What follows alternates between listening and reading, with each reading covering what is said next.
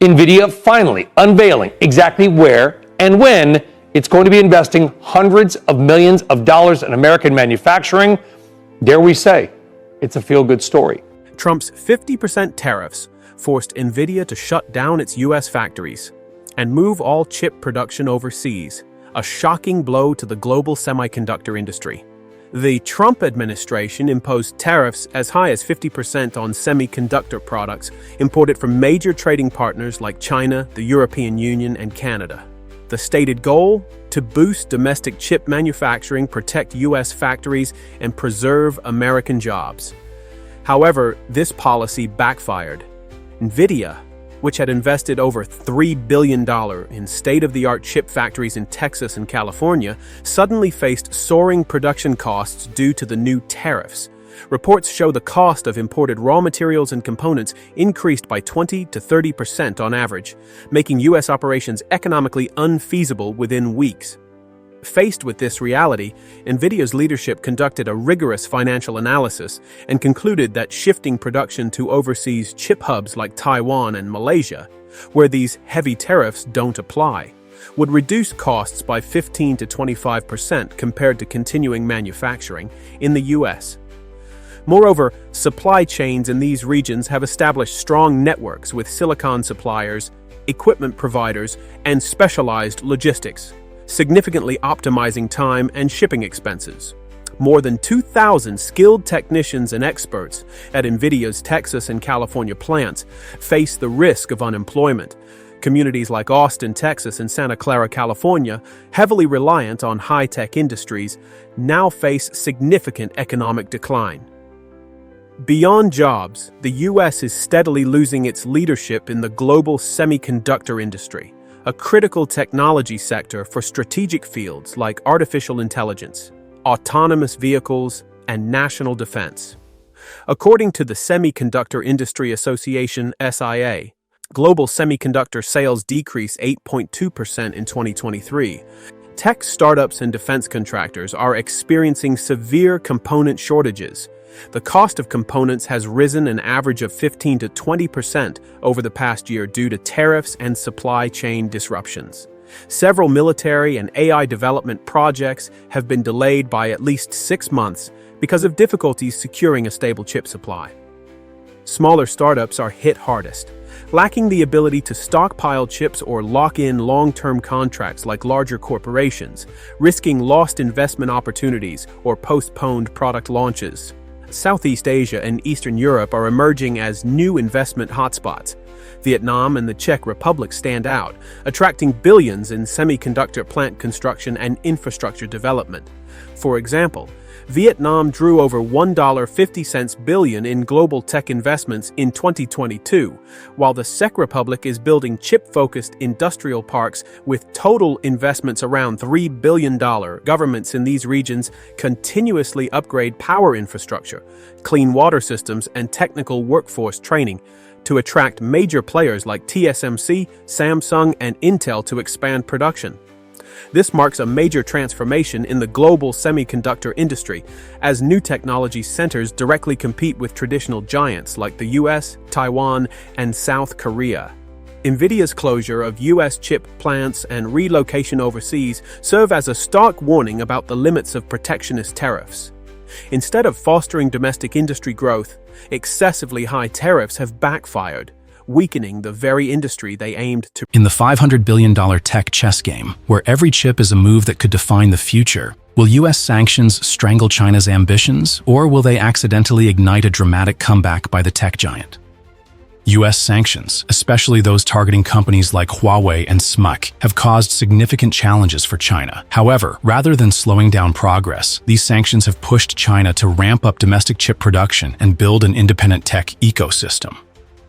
In 2019, China accounted for about 60 to 65% of the global silicon market, a major portion serving the solar energy industry. Companies like Tongwei and GCL, which specialize in polysilicon for solar energy, are emerging as leaders in silicon production. However, silicon for semiconductors needs to be purer, and Western companies like Shin-Etsu, Japan, and Wacker, Germany, still lead the field. Despite this, China has made significant strides in achieving self-sufficiency in chip production, overcoming numerous challenges and reducing its reliance on Western suppliers. Companies like SMIC have made progress in producing 7-nanometer chips, although yields are still below expectations. China is now the largest consumer of semiconductors, accounting for about 50 to 60% of global demand. Not only is China a massive consumer, but it is also increasing its domestic chip production with significant support from state-backed funds like the Big Fund. Since 2014, China has invested more than $100 billion into its semiconductor industry, with the Big Fund contributing a large portion to bolster domestic chip production. In 2023, this fund added another $47.5 billion, ensuring that China remains a dominant player in the semiconductor space. This investment not only boosts production but also strengthens research and development R&D. While China is not yet fully self-sufficient in advanced chip production, below 7 nanometers, the rapid growth in producing other types of chips has positioned China as a formidable competitor. Major US tech companies like Intel and Apple are facing significant difficulties. Supply chain disruptions from China and the shortage of semiconductor components have raised production costs, leading to higher prices for tech products like smartphones and laptops. China plays a crucial role in providing components, and when the supply chain is disrupted, US companies face higher production costs, which directly impacts consumers. Smaller businesses also struggle due to the lack of components, leading to production difficulties and job losses. Additionally, the US faces pressure to restructure its domestic manufacturing strategy to stay competitive in the tech race. Investments in new semiconductor manufacturing plants, such as the CHIPS Act, worth $52 billion, are a critical move for the US to restore domestic chip production. Rising prices for tech products will significantly affect consumers as electronics become more expensive, making it harder for many people to access new products. The semiconductor shortage increases the cost of devices, impacting the quality of life and affordability for US citizens. Small businesses will continue to face difficulties in maintaining operations, leading to fewer job opportunities. Job losses will continue to rise if the semiconductor shortage is not resolved in a timely manner. Moreover, the loss of competitiveness could slow down the US economy, while China continues to solidify its position in the semiconductor and high-tech industries. However, the extent of the economic downturn will depend on several factors, including monetary policies, public investment, and the development of other industries. Ford, an iconic symbol of the American automotive industry, has made a shocking decision to shut down multiple factories in Michigan and Ohio, cutting 4,000 jobs in 2025. This move not only disrupts the lives of thousands of workers, but it also brings significant consequences for the local economy.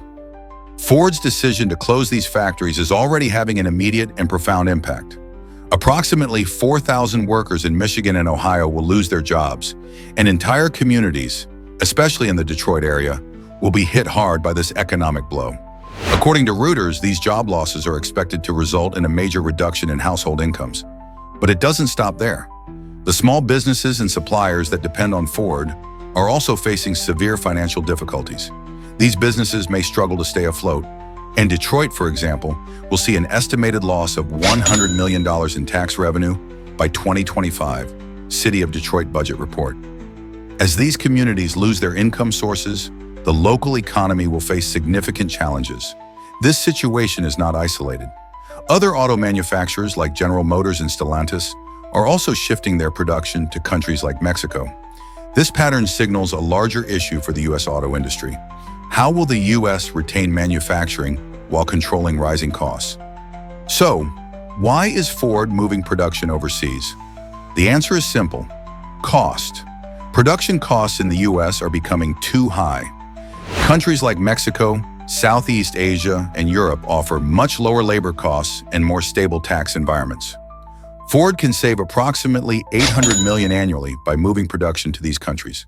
Labor costs in Mexico are 30% lower than in the US, and these regions also have modern infrastructure that supports the growing electric vehicle (EV) market. This allows Ford to remain competitive in the global market, especially with the surge in EV demand. The shift isn't just about reducing costs, it's about positioning Ford for the future of the auto industry, particularly as technology evolves. The closures of these factories will have far-reaching consequences. It's not just about the workers losing their jobs. This decision will ripple through the entire industrial network. Suppliers of parts, small businesses that rely on Ford, and local services in Detroit will experience significant financial hardship. The loss of jobs and the reduction in income will negatively impact the region's tax revenue, which could lead to cuts in public services such as education, healthcare, and emergency services. These cuts will make the situation worse for communities that are already struggling. As a result, the region could experience a decrease in public health, educational opportunities, and the overall quality of life. The impact on the U.S. economy is clear. Lower revenues mean fewer resources for these regions, leading to a potential economic collapse that will affect more than just the auto industry. These regions could lose their status as economically viable parts of the country if this trend continues. Ford is not just reducing costs by moving production, it's aligning with the future of the automotive industry. Ford is betting on the rise of electric vehicles, and countries like Europe and Southeast Asia are already leading in EV production. These regions not only offer cheaper labor, but also modern infrastructure and government policies that support EV innovation. Ford has committed to investing $50 billion in electric vehicles by 2030, and roughly 30% of its EV production will come from Europe and Southeast Asia. Ford Motor Company, 2025. This move is essential for Ford to compete with global giants like Tesla and BYD, who are pushing hard into the EV market. This global shift will ensure Ford remains a major player in the EV market, while also tapping into the lower cost of production abroad. But it also shows that Ford is adapting to a rapidly changing market, where cost-effective and efficient production is crucial for success. Did you know Donald Trump is suing CBS and 60 Minutes for a staggering $20 billion? Why? He claims they edited his interview with Kamala Harris to create a misleading narrative. Is this just another move to protect his image, or is there more to this legal battle? In October 2024, CBS aired a high-profile interview between 60 Minutes and Kamala Harris, the former Vice President of the United States. However, Trump wasn't happy with how the interview was portrayed. He's accusing CBS in 60 Minutes of editing the interview, cutting out key sections that, according to him, misrepresented Harris's policies. Trump believes that these edits created a false narrative about his opponent. The full interview was made available online by CBS in February 2025. But Trump is still furious about the differences between the broadcast and the full version. With over 8 million viewers every week, 60 Minutes holds significant influence, making this lawsuit even more explosive. This case is raising questions about the role of media in shaping political narratives. What exactly did Trump think was cut? Let's take a look at some key moments. One important section dealt with tariffs and Amazon. Trump stated that Amazon shouldn't pass on the cost of tariffs to consumers. But then, in another part of the interview, he suggested to Jeff Bezos, the founder of Amazon, that he should hide tariff costs on receipts. That part was left out of the aired segment. Also, remember Trump's comments on egg prices? He claimed egg prices dropped by 87%. But when Kristen Welker, the interviewer, tried to explain that avian flu caused the increase in egg prices, Trump went on the offensive, attacking Welker. That exchange, which might have made viewers rethink his economic policies, was completely edited out. What do these cuts mean for public perception? A lot. Without these pieces, it's easy to misunderstand Trump's stance on issues that could affect millions of Americans. So why is all of this so important? The tariff war that Trump started with China has been costing American consumers billions of dollars. According to the Center for Economic and Policy Research, the tariffs Trump imposed on Chinese goods increased the cost of consumer goods in the U.S. by roughly $40 to $50 billion annually. This translates to an added cost of $3.3 to $4.2 billion every month. What's worse? Despite Trump's claim that other countries should bear the cost of tariffs, the reality is American businesses had to pass on those costs to you, the consumer. Prices on everyday products, from food to household goods, have risen, and this has deepened the financial strain on many households. In this interview, Trump couldn't resist talking about the 2020 election. He doubled down on his belief that the election was rigged, despite numerous recounts and investigations that have found no evidence of widespread fraud. Even though the interview was supposed to focus on other issues, Trump repeatedly raised allegations of election fraud, which has been a point of division in the US for years. Recent surveys show that about 30% of Republicans still doubt the legitimacy of the 2020 election, according to a 2021 YouGov poll. This sustains the polarization and makes it harder to move on from the contentious election cycle, further increasing the division in American society. This lawsuit is much more than a fight between Trump and CBS. It reflects a wider issue in the media landscape. Trust in media in the US has declined dramatically, with only 16% of Americans saying they trust the press, according to Gallup in 2021. What does this mean for democracy? When media outlets start editing content to fit certain narratives, it undermines public trust. Media is supposed to inform the public, but when it starts manipulating information, it becomes a tool for political influence. The sheer power of 60 Minutes to shape perceptions could influence election outcomes and affect policy decisions. $14 billion in just 72 hours. Sounds unbelievable, doesn't it? But that's the price tag the US soybean export industry lost due to a single remark from Donald Trump. Was this the cost of a negotiation strategy, or just another reckless political stunt? Donald Trump has reignited the idea of making Canada the 51st state of the US, claiming it would benefit Canadians with lower taxes, military protection, and health care. But here's the big question. Would Canadians be willing to trade their self-determination for a US-based welfare system? Immediately, Prime Minister Justin Trudeau slammed the idea, reaffirming that Canada is an independent nation and will protect its sovereignty. His strong response sparked a wave of national unity. Millions of Canadians took to the streets, and social media erupted with messages like, "Number Canada is not for sale." But the question remains, can this neighborly relationship survive such a divisive statement from Trump? Is this just political posturing, or is it something more? Trump's words weren't just political banter. They hit a nerve with Canadians. Protests erupted in major cities like Ottawa and Toronto, where citizens expressed deep concern about losing their unique cultural identity. From hockey festivals to the multicultural values that have been cultivated over decades. But the social unrest didn't stop at protests. It began to affect daily life. In provinces like Ontario, where the automobile industry has strong economic ties with the US, workers and businesses feared the worst. If tensions continue to escalate, they could lose critical job opportunities. Even in the US, border communities like Buffalo, New York, are now facing the prospect of rising living costs, especially as goods from Canada may soon face higher tariffs. So, it begs the question, can people on both sides of the border weather this storm? Canada is a crucial economic partner for the US, supplying 60% of the crude oil and 85% of electricity to states like Michigan and New York.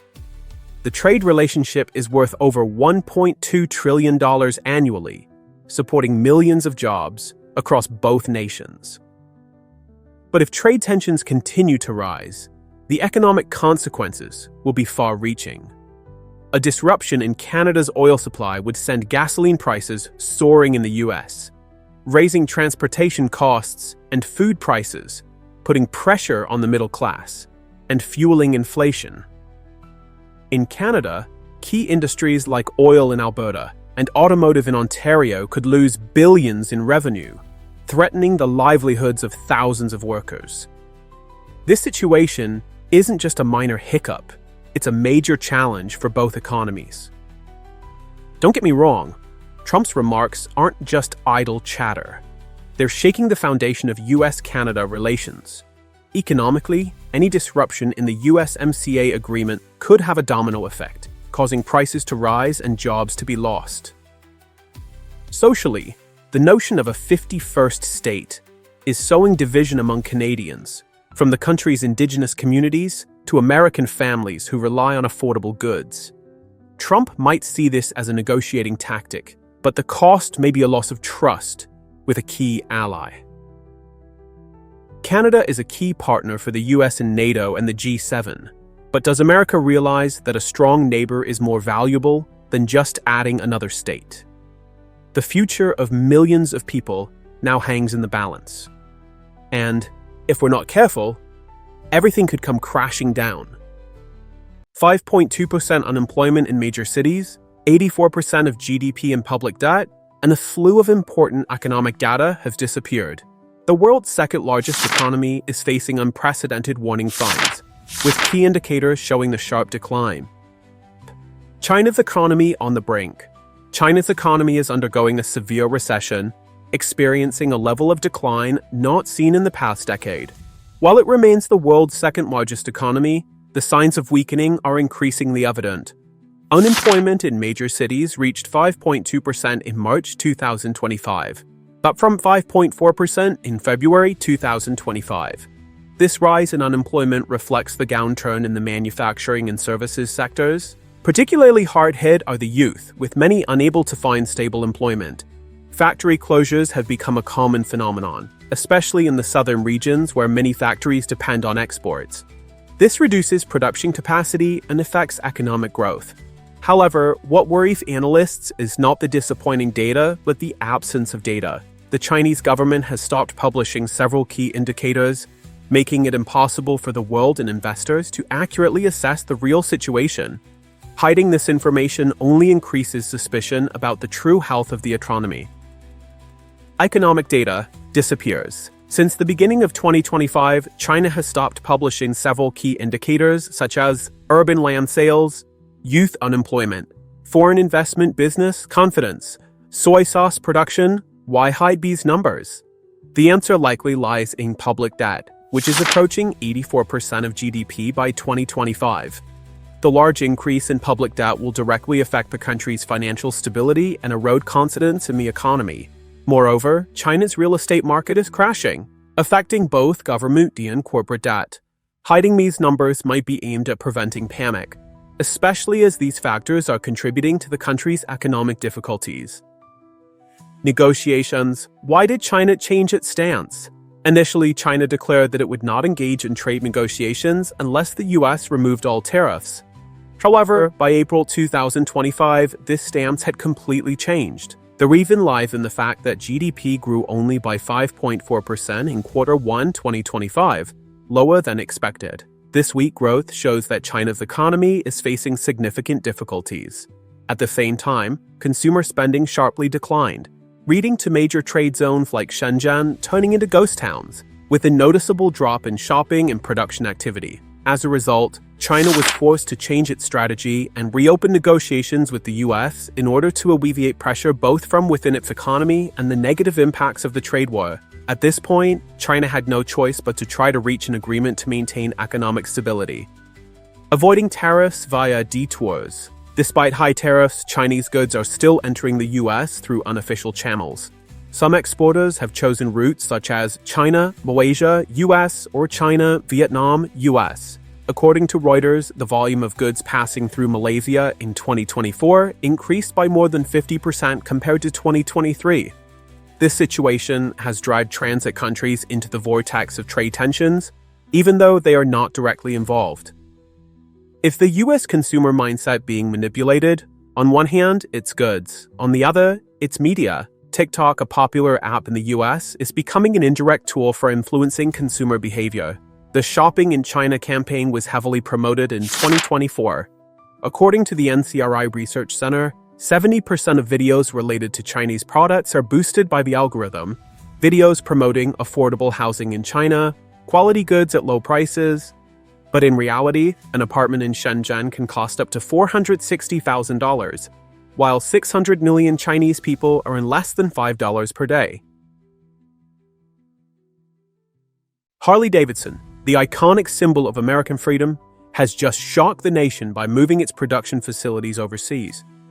This decision doesn't just raise eyebrows among motorcycle enthusiasts, but reflects a deep transformation in the global economy. In a decision that rocked the foundation of American manufacturing, HarleyDavidson announced it would move part of its production out of the US after over a century of calling Milwaukee home. Now, this wasn't a full headquarters relocation, but the shift of manufacturing jobs left many feeling betrayed by the company's once purely American brand. Harley, synonymous with freedom and rebellion, is now caught between its roots and the shifting demands of a global economy. Why did this happen? Let's look at the trigger: US tariffs. The tax burden has made Harley bikes too expensive for international markets, and with 40% of their revenue coming from regions like Europe and Asia, the price hikes were pushing them out of the competition. This decision also raises the question: can Harley maintain its iconic status while adapting to a globalized marketplace? Let's talk about the elephant in the room: the tariffs. The American government's high import taxes, particularly on steel and aluminum, made Harley bikes prohibitively expensive. In fact, the European Union imposed a 50% tariff on bikes imported from the US, which made it nearly impossible for Harley to compete with European and Japanese brands. The result? Customers around the globe started turning their backs on the American giant, opting instead for cheaper, more competitive options. Harley's revenue took a hit, and their market share dwindled. But how does a brand like this survive? The dilemma was clear: keep prices high and lose international markets, or reduce costs and risk hurting profits. Harley needed a solution, but one that wouldn't compromise its brand identity. How do you keep the essence of American-made while chasing the global market? In response to these challenges, Harley made the tough decision to move some of its production to Thailand, where manufacturing costs are lower and trade agreements more favorable. The move makes sense on paper: produce high-quality bikes at lower costs and remain competitive in the global market. However, this brings us to another big question: what happens to Harley's iconic American brand image? The move to Thailand, with its booming motorcycle industry, poses a real challenge to Harley's identity. Is a Harley made overseas still the same as one produced in the heart of the US? Will it still evoke the same sense of freedom and independence? Or will it become just another mass-produced motorcycle? These are the tough questions that Harley must answer as they pivot toward a more global strategy. While the decision makes sense in terms of cost and market access, it raises concerns about the future of the brand's legacy. For longtime Harley fans, the idea of a bike made outside of the US feels like a betrayal of the brand's core values.